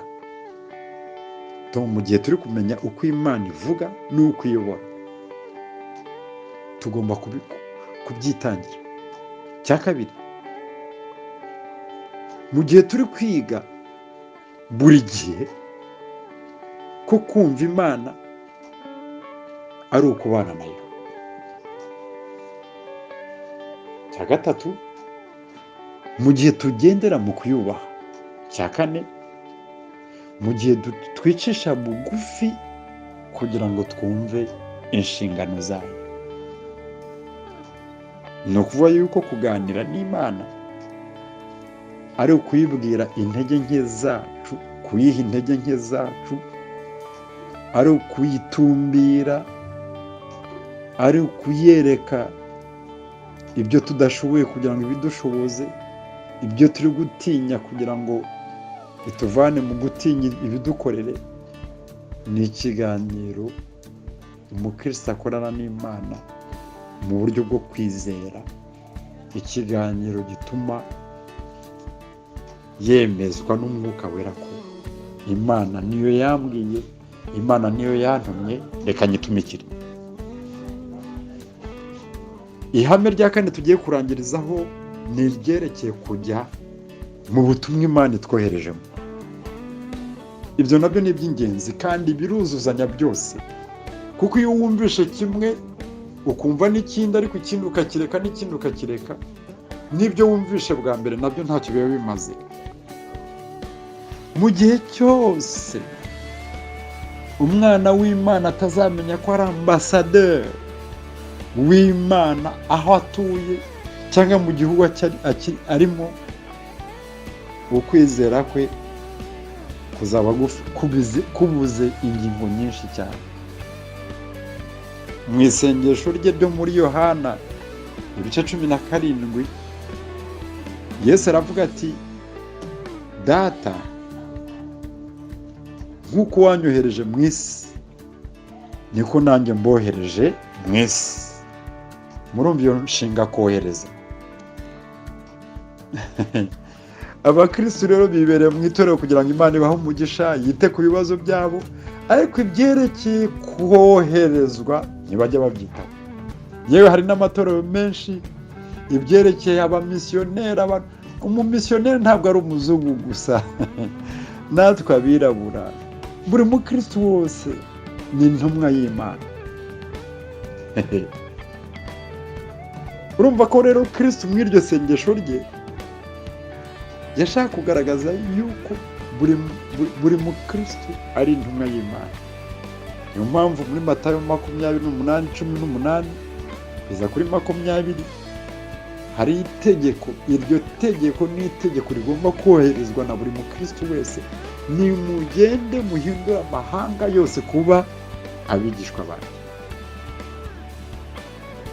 Ni ukuvuga ko misiyo abakristo bahawe atari iyo kuguma mu matorero yabo harya muvuga za haleluya amena mugira gute, ahubwo tugomba no gusohoka hanze y'amatorero tukajya kureba abandi bantu batajya batugeraho mu itorero, tukababwiriza ubutumwa bwiza, tukabereka urukundo rw'Imana. Twebwe twamaze kwizera Kristo, ntabwo agakiza twahawe ari akacu twenyine, ahubwo tugomba kugasangira n'abandi.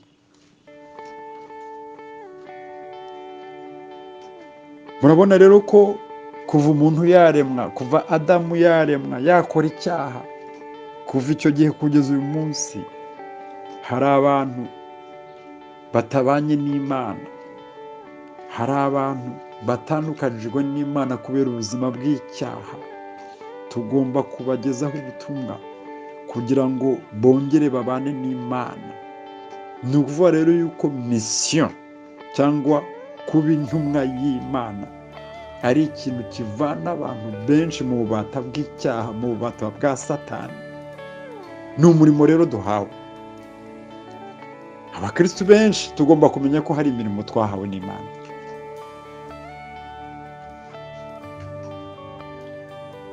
Uwo murimo munini ukomeye ni wo kwamamaza ko Kristo Yesu yaje kurangiza ikibazo cy'icyaha n'ikibi,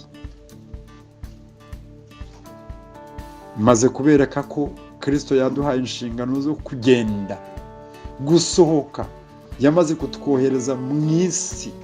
Ubu turi intumwa z'Imana mu isi. Tugomba kubishyira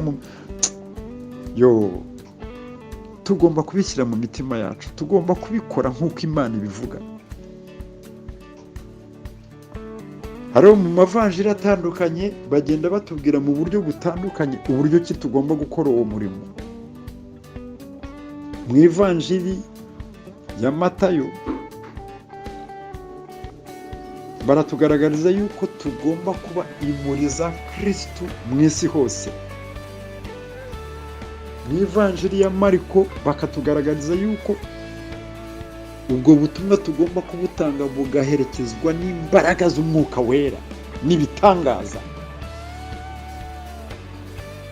Mu butumwa bwa Luka bavuga yuko iyo misiyo igamije kwamamaza urupfu n'izuka rya Kristo, kuko ari byo bihindura umuntu, bimutera kwihana no kubabarirwa ibyaha.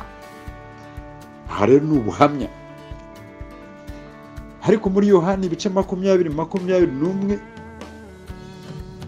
tukabona ko Kristo avuga ngo nk'uko data yantumye nanjye nk'uko. Ni ukuvuga yuko muri Yohana 20:21 intumwa igomba kugendera ku rugero rwa Kristo. Ntabwo tugomba kujyana ubutumwa butari ubwacu, ahubwo tugomba kugera ikirenge mu cya Kristo.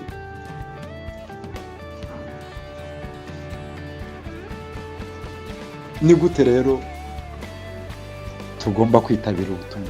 Twumvise ko Ananiyasi we yahise ashyira amaguru mu nzira akagenda, akinjira mu nzu Pawulo yari arimo ari impumyi. Natwe tugomba kubikora dute? Uburyo ni bwinshi. Icya mbere, tugomba gukora iyo misiyo y'Imana mu mwuka no mu kuri. Donc turamya Imana mu mwuka no mu kuri deja, ubwo tuba twatangiye misiyo y'Imana. Icya kabiri, tuzana abantu benshi kumenya Kristo. Icya gatatu, tugendera mu gitekerezo Imana ifitiye mugenzi wacu, muturanyi wawe. Imana nawe iramutekereza, ariko mugezeho igitekerezo cy'Imana. Icya kane, mu gukorera Imana, nubwo hari ibintu bidutandukanije byinshi, ariko ntabwo bigomba kutubuza gukorera Imana. Icya gatanu, tugomba kumenya iri tegeko Imana yaduhaye ryo kujya kuyikorera umurimo, kugira ngo ibyaremwe byose byumve ubutumwa bwiza. Icya gatandatu, tugomba kwiha ingamba za objectif tugomba kugeraho zituma ubwami bwa Kristo, ubwami bw'Imana bwaguka. Icya karindwi, tugomba kuba abakristo bitabiriye umurimo w'Imana. Icya munani, tugomba guteganya imirimo dukora mu murimo w'Imana twishingikirije kuri misiyo Imana yaduhaye. Icya cyenda, tugomba gukoreshwa n'urukundo rwa Kristo muri twe. Icya cumi, rwose tugomba kwitabira kujya kuvuga ubutumwa bwiza. nk'uko byagenze kuri Ananiyasi. Imana itwohereje ku mbohe kugira ngo tuzibohore, ku mpumyi kugira ngo tuzihumure. Tugomba kujya mu isi guhishurira isi ubwiza bw'Imana. Tugomba kunga abantu n'Imana. Tugomba kurwanya imbaraga zose z'abadayimoni ziri kuyobora isi. Tugomba gutegurira abantu bose kugaruka kwa Kristo no kugaruka ku bwami bw'Imana. Ananiyasi yarahagurutse aragenda. Ibyo byatumye ibitangaza bimukurikira. Pawulo yarahumutse, icyo ni cyane. Icya kabiri, ibintu byari biri mu maso n'urujijo rwari ruri muri we bimuvamo biragwa. Icya gatatu, byatumye Pawulo abatizwa. Icya kane, byatumye azuka ngo imbaraga zongera kugaruka muri we. Bene data bakundwa, kuyavuga siko kuyamara. Nitwubaka imibereho ya Gikristo ku mahame y'ubwami bwa Kristo, tuzamenya yuko imibereho ya Gikristo atari ibintu tugomba gukinisha, atari ibintu tugomba gufata nk'ibintu bidafite agaciro. Bizatuma ahubwo twitabira ubuzima bwo kwezwa, ubuzima bwo kwitangira Imana no kuyubaha, ubuzima bwo kwerekana Kristo, bwo kuba ifoto ya Kristo mu buzima bwacu bwose, aho turi hose tukayihesha Imana icyubahiro. Icyo ni cyane. Icya kabiri, nitwishingikiriza ku mahame y'ubwami bwa Kristo, bizavana ubwibone muri twebwe, bizavana intege nke muri twebwe, bizavana kutagira icyo twitaho, bizabivana muri twe. Bizatuma tugendera mu gucisha makeya, kandi bizatuma duhesha ijambo ry'Imana icyubahiro, tubaho nk'uko ijambo ry'Imana rivuga. Mariya nyina wa Kristo umwami wacu yagendeye mu mahame atatu. Yaremeye kandi yizera ijambo cyangwa ubutumwa buvuye ku Mana. Yemejwe n'Umwuka Wera ko iby'Imana yamubwiye bishoboka. Cya gatatu, yategereje isohozwa ry'isezerano ry'Imana. Mariya yigisha buri mukristo kwirinda kugendera ku bitekerezo bye bwite, ahubwo guha uburenganzira Umwuka Wera akisanzura muri we. Twize n'umuhanuzi Daniyeli, dusanga yaragendeye mu buziranenge. Atwigisha rero yuko mu bihe byose dushobora guhura nabyo, tugomba kuzirikana Imana, tugomba gukomeza ishusho dufitanye n'Imana, ubumwe dufitanye n'Imana. Yanze kwiyanduza, yanze kurya ibiryo by'umwami, yemera kunywa amazi. Hari ibintu tugomba kwigomwa natwe mu buzima bwacu kugira ngo duheshe Imana icyubahiro kandi dukomeze identite yacu nk'abakristo. Tugomba kwirinda iby'Imana idakunda byose. Tugomba kwiha Imana mu buryo bwa burundu, cyane cyane muri iyi minsi turi mu mpera z'amateka y'isi. Nehemiya amaze kumva yuko inkike z'i Yerusalemu zamaze gusenywa, ari amatongo, hari ikintu yatubwiye twamwigiyeho, yavuze ati duhaguruke twubake. Imana irashaka ko duhaguruka tukubaka mu buryo bw'umwuka imiryango yacu, tukubaka mu buryo bw'ibitekerezo ibihugu byacu, ndetse no mu buryo bw'imibereho, tukubaka rwose. Ibyo Satani yatwubatsemo byose tugomba guhaguruka tukabisenya.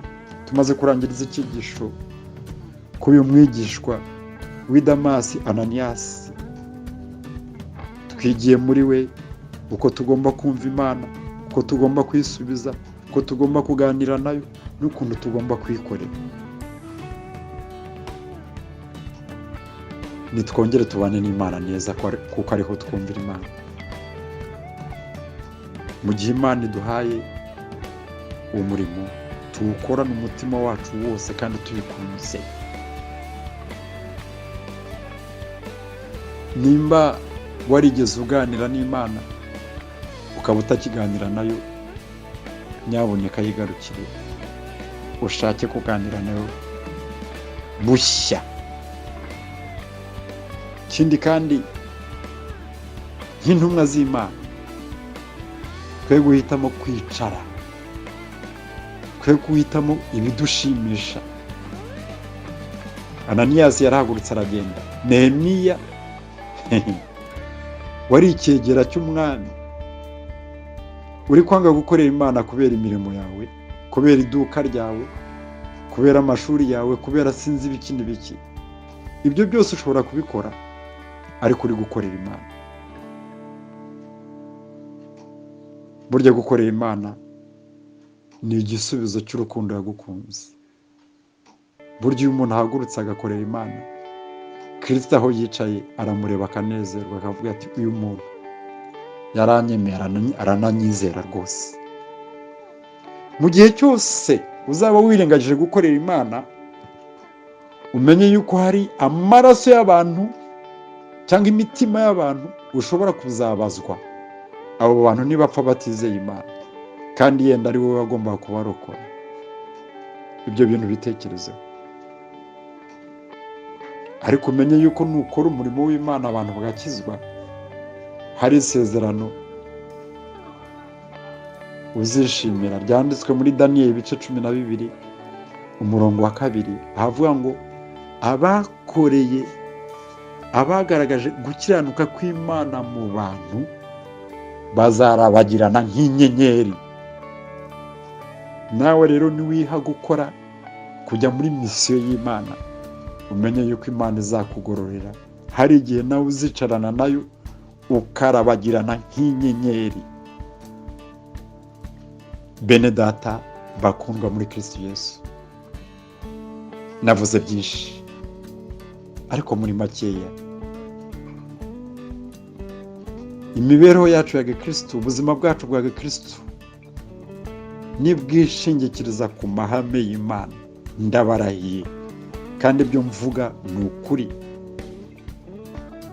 bizanezeza Imana.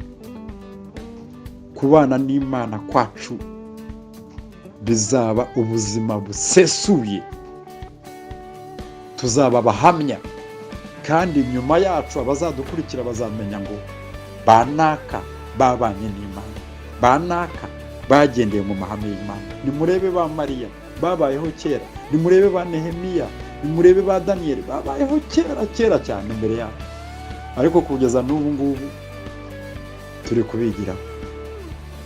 Ba Nehemiya b'ejo bari hehe? Si twebwe se? Ba Mariya b'ejo bari hehe? Si mu itorero ry'uyu munsi se? Ba Ananiyasi b'ejo bazava hehe? Si muri twebwe se? Ubwo rero nitugendera mu mahame y'Imana, bizatuma Imana yacu ihabwa icyubahiro.